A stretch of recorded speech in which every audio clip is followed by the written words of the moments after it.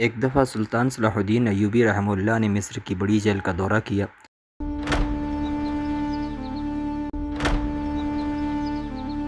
عدل اور زنجیروں کے درمیان یہ ہے صلاح الدین کا امتحان۔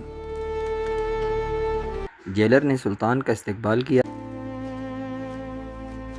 The prisoner is kept in this cell, my lord.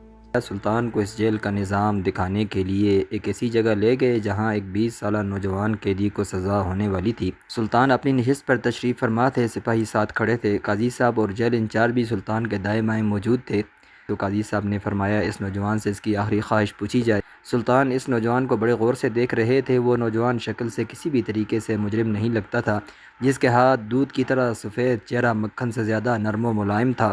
سلطان سوچ رہے تھے کہ آخر یہ نوجوان کیسے قاتل ہو سکتا ہے۔ جلاد نے اپنی تلوار نیام سے نکالی۔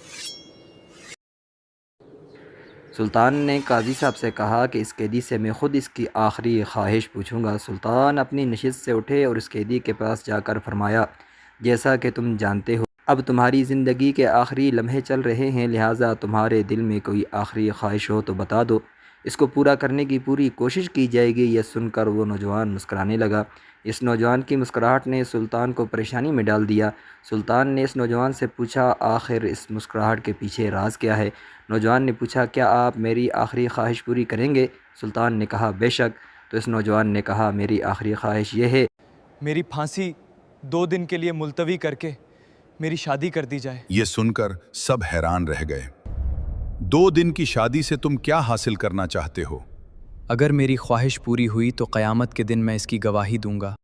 سلطان اس نوجوان سے مخاطب ہوا اور پوچھا کہ تمہیں لگتا ہے کہ ایک ایسے مجرم سے جس کے آخری لمحات چل رہے ہوں کوئی لڑکی شادی کرے گی؟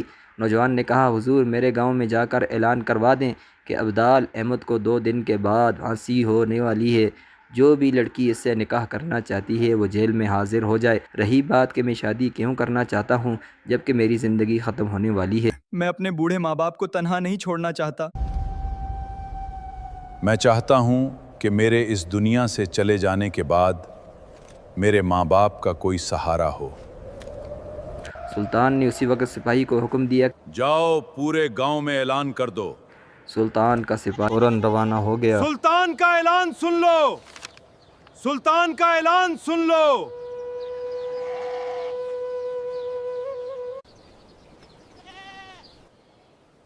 سلطان کا اعلان سن لو۔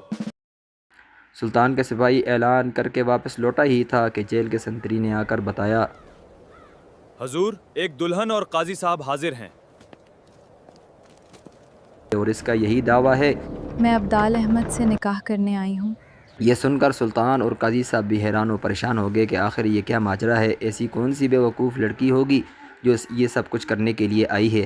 قاضی صاحب سوچنے لگا کہ ہو سکتا ہے لڑکی اس کی محبوبہ ہو اور انہوں نے ایک دوسرے سے وعدہ کیا یہ کیا ہوگا، ماجرا ہے؟ لیکن نہ ہی قاضی صاحب جانتے تھے اور نہ ہی سلطان جانتے تھے کہ آخر اس نوجوان کی اس خواہش کے پیچھے اتنا بڑا کوئی طوفان آنے والا ہے۔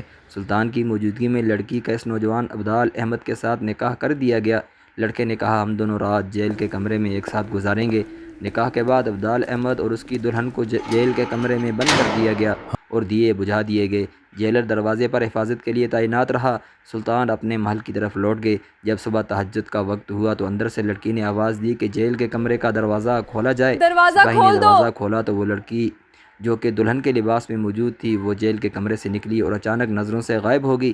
سپاہی نے سوچا کہ شاید اس لڑکی کو اپنے 2 دن کے دلہے سے خوف آ گیا ہوگا، اس لیے وہ جلدی جلدی جیل چھوڑ کر بھاگ گئی۔ وقت گزرتا رہا۔ جب سورج طلوع ہوا اور سپاہی نے اندر جھانک کر دیکھا تو اس کے پیروں تلے زمین نکل گئی، کیونکہ عبدال احمد کے کمرے میں ایک لڑکی موجود تھی جس نے مردوں والے کپڑے پہنے ہوئے تھے اور عبدال احمد کہاں گیا؟ وہاں سے غائب تھا۔ دوسری قسط بر وقت حاصل کرنے کے لیے چینل سبسکرائب کریں اور بیل آئیکن پریس کریں۔